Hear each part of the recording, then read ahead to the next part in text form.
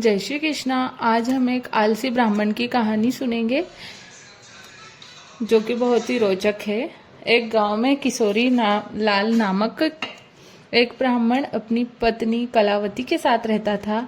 किशोरी लाल आलसी तो था ही, पर वो भगवान शंकर जी का परम भक्त भी था। वो सुबह शाम भगवान शंकर जी की पूजा करता और भगवान शंकर जी का नाम जपता रहता था। किशोरी लाल रोज यही दो काम करता था। बाकी समय वो आलसीपन की वजह से घर में ही सोया रहता था। इसी वजह से किशोरी लाल और उसकी पत्नी के बीच अक्सर आए दिन अनबन होती रहती थी। एक दिन किशोरी लाल की पत्नी बोली, सुनते हो जी, खेत चले जाओ, आज फसल काटनी है और खेत से आते वक्त सरसों का साग भी लेते आना।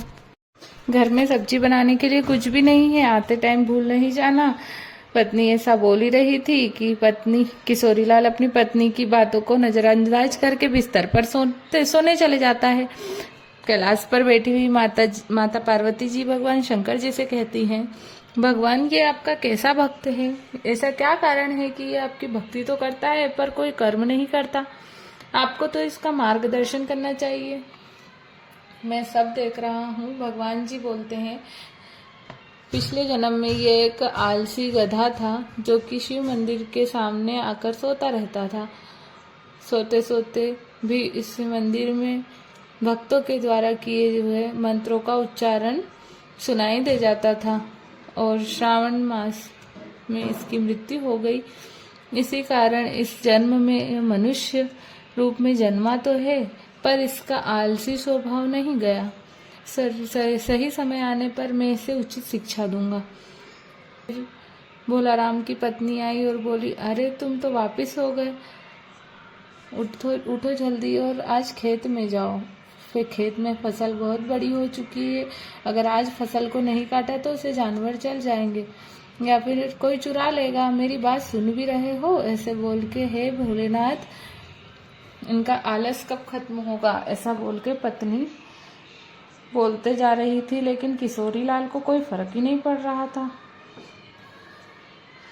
किशोरी लाल को कुछ बोलता हुआ ना देख और कलावती रसोई घर में जाती है और एक बाल्टी पानी लेकर किशोरी लाल के ऊपर डाल देती है और किशोरी लाल इस चीज से बहुत गुस्सा होता है और दोनों के बीच बहुत कहासुनी होती है। फिर वो गुस्से में घर से निकलकर भोलेनाथ के मंदिर की ओर चले जाता है। मंदिर जाकर वह गुस्से में शंकर जी से कहने लगता है, हे भोलेनाथ, अपनी पत्नी की रोज रोज की चिक से मैं परेशान हो चुका हूँ। अगर मैंने आपकी भक्ति श्रद्धा पूर्वक की है तो मुझे वरदान दीजिए।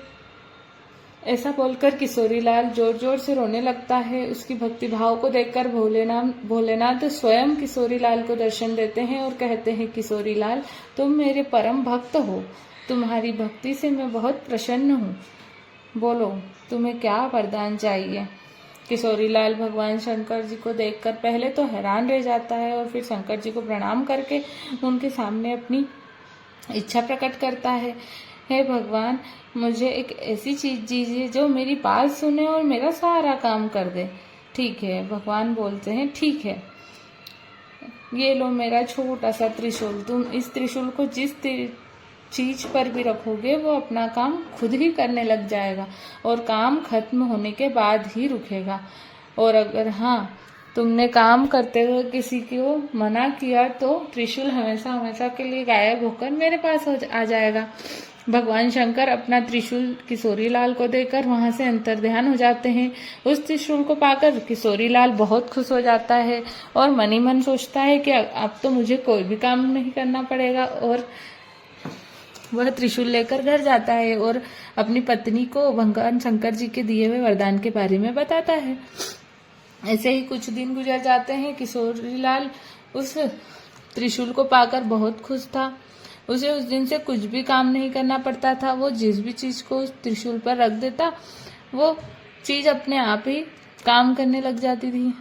इसे ही एक दिन किशोरी लाल को चाय पीना था तो किशोरी लाल ने चाय के बर्तन में त्रिशूल रखा और उसने बोला, मुझे एक कप चाय बना दो। ये बोलते ही चाय के पतीले में अपने दूध, चीनी और शक्कर डाल गई। और फिर उसको एक साथ उबालकर 1 कप चाय बनकर उसके सामने आ जाती। इसी तरह वो हर काम में शंकर भगवान की दी हुई उस त्रिशूल को इस्तेमाल करता। घास में पानी देना होता तो वो त्रिशूल से अपने पानी देने वाली पाइप को छूकर कहता, पाइप ये बाल्टी का पानी अपने आप से इन फूलों पर डाल दो। पाइप को ये काम बोलकर किशोरीलाल घर में सोने के लिए चले जाता है। उसके सोते ही लाइट चले जाती है और लाइट चले जाने पर पंखा बंद हो जाता है। तभी किशोरीलाल पंखे को त्रिशूल लगाकर कहता है कि मुझे हवा करो। किशोरीलाल के कहे अनुसार हाथ पंखा बिना कहे हवा करने लग जाता है और जैसे ही लाइट आती है हाथ पंखा बंद हो जाता है। इस तरह वह बिना कुछ काम किए ही अपने त्रिशूल से सारे काम कर लेता है।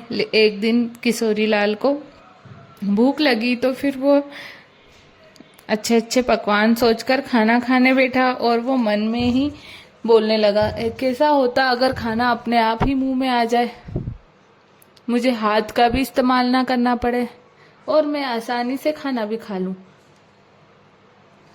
ये सोचकर वो खाली पेट पर त्रिशूल रखकर बोला, अच्छे अच्छे पकवान मेरे मुंह में अपने आप आ जाओ। ऐसा कहते ही मुंह से प्लेट से तरह तरह के पकवान निकलकर किशोरीलाल के मुंह में जाने लगे।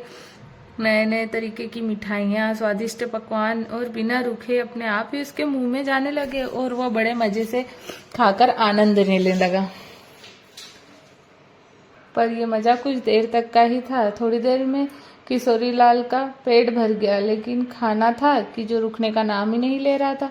प्लेट से भिन्न भिन्न प्रकार के व्यंजन निकलकर उसके मुंह में जा रहे थे। ये देखकर किशोरीलाल परेशान हो गया। वो जैसे ही खाने को मना करने जा रहा था और उसे भगवान शंकर की बात याद आई कि अगर काम करते हुए त्रिशूल को मना करता है तो उसका वरदान हमेशा हमेशा के लिए समाप्त हो जाएगा। ये सब सोचते हुए चिल्लाने लगा। यह सब चिल्लाने की आवाज सुनकर पत्नी उसकी रसोई घर से बाहर आती है और किशोरीलाल को देखकर हैरान हो जाती है। तब उस किशोरीलाल की पत्नी किशोरीलाल को देखकर खाने से रुकने के लिए बोलती है, पर वो शंकर भगवान के दिए हुए वरदान को नष्ट करना नहीं चाहता था। परंतु आखिरकार उसे बोलना ही पड़ा, रुक जाओ। खाना आना तो रुक गया, पर उसके साथ शंकर जी का बनाया दिया हुआ त्रिशूल भी गायब हो गया। किशोरीलाल त्रिशूल को अपने पास ना देखकर बहुत दुखी हुआ, परंतु अब वो कुछ भी नहीं कर सकता था। शंकर भगवान का दिया हुआ वरदान को उसने खुद ही समाप्त कर दिया था। अब तक किशोरीलाल ने त्रिशूल को जो भी काम दिया था उन सब काम को काम खत्म करना है, ये भी अनजाने में से ही पर बोल दिया था। पर खाना खाते समय कब रोकना है ये नहीं बोला था, जिस कारण खाना बिना रुके उसके मुंह तक आता ही जा रहा था। हे महादेव, मैं समझ गया कि आपने मुझे ऐसा वरदान क्यों दिया। मुझे सबक सिखाने के लिए दिया था। मैं कितना बेवकूफ था जो आलस के कारण हर छोटे से छोटे काम को टाल दिया करता था। आपने मुझे सिखा दिया है कि छोटे छोटे काम के लिए किसी दूसरे पर निर्भर रहने से कितनी बड़ी मुसीबत आ सकती है। उस दिन के बाद से उसने आलस करना छोड़ दिया और वो रोज खेत जाने लगा और अपना काम खुद करने लगा। इस तरह उसका जीवन खुशहाल हो गया। जैसे भगवान जी ने किशोरीलाल पे कृपा की, वैसे ही अपने हम पे भी करे। बोलो शिव महादेव शंकर भगवान की जय। जय श्री कृष्णा।